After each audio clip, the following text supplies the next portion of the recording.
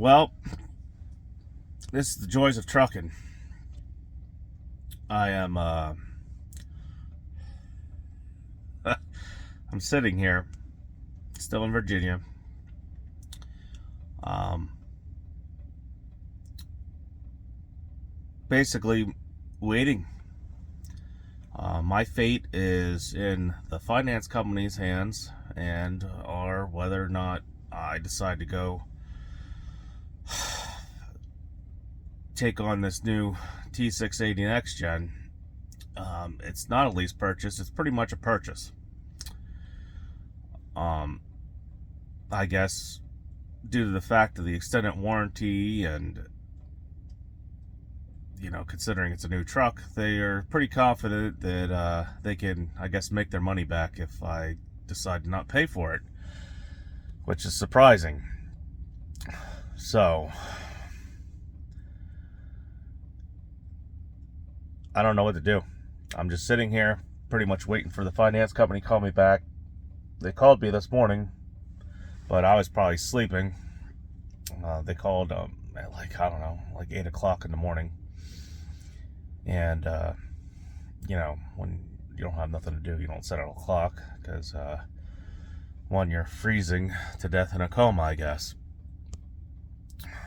Really wish I would have bought that Chinese, that Chinese eater right now.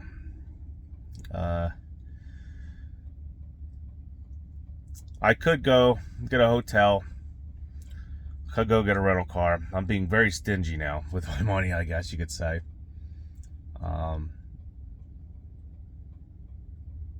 It is kind of gotten pretty cold today. Yesterday was like at least 40 degrees, and then the sun was out in the morning. So now it's, I don't know, it's like 28 degrees, and somehow it just poured here for a while, / sleet. So it's pretty much like freezing rain, I guess. And I'm just sitting here freezing. The glories of trucking. Starting to wonder if I should just get out of this and give up. When it comes to this point, when you're this miserable, a lot of things start going through your head.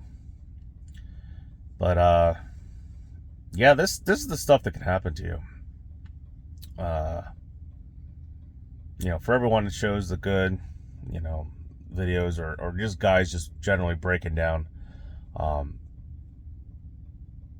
Sometimes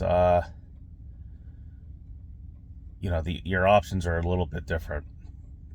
Like, sure, I could take this truck probably over to the shop. There's a shop not too far down the road. I'm pretty sure the truck will make it, and just drop it off there. But the problem is, shops like to charge storage fees, especially considering the shop down the road has their own tow company. So, I'm kind of at a catch-22. You gotta think things through. You can't just park trucks willy-nilly anywhere, because one, in this day and age, it could either be stripped for parts, batteries pulled out, tires taken off, God knows anything anymore.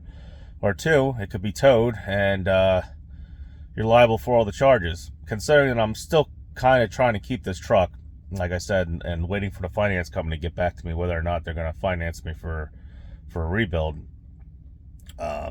It's in my best interest that this truck doesn't get taken anywhere and held hostage. So that's kind of the predicament I'm in right now.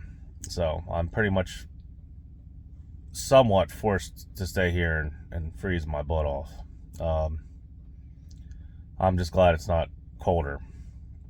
So this is the down points of trucking that nobody tells you about. This is what can happen. I've known other guys that this has happened to, where they've gotten pretty much stuck in a catch-22, or gotten stuck somewhere where they couldn't get repairs, or stuck in a snowstorm or whatnot. And this is the stuff that can happen. You could be like, stuck somewhere, broken down, freezing in a truck, in the middle of a snowstorm. It can't happen. That's some of the dangers that nobody ever talks about, in trucking. Like you could be on I-80 in Idaho right now, stuck somewhere, either ran out of fuel or maybe you slid off the road and snapped your, popped your fuel tanks or something, and now you're stuck there because nobody's going to come get you for a while. So that being said, that's the update.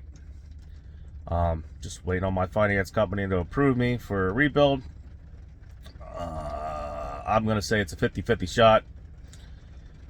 Like I said, the truck doesn't have no value.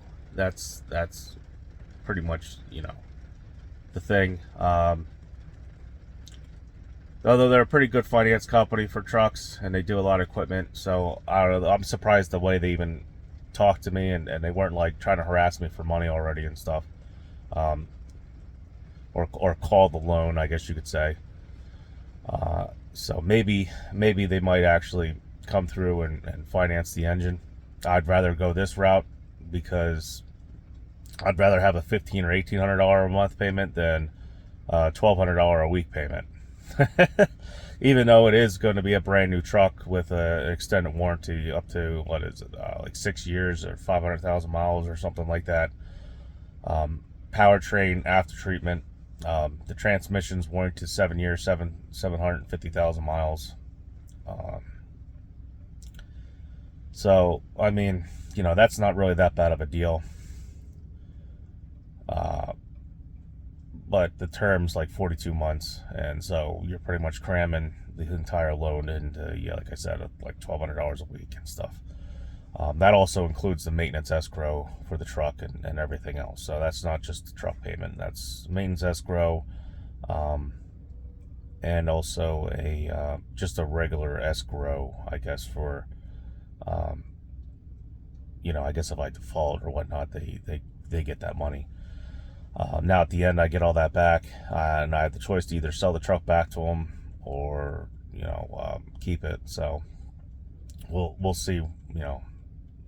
Like I said, that's pretty much my only other option if they won't give me the engine rebuild money. So we'll see. So I figured I'd update, and I figured I'd make it as much miserable and traumatic as I could, because that's what I'm dealing with right now. I'm at a truck stop at least. I do have facilities, but like I said, I'm not just gonna go over and walk, I don't know, about half a mile down to the hotel there and spend $80, $100 a night to sit there and wait, and who knows what'll happen to the truck. So that's what we're doing right now. We are waiting now for the bank to call me back, because they called me earlier today, and we'll go from there. So I'll see everybody. Have a good one.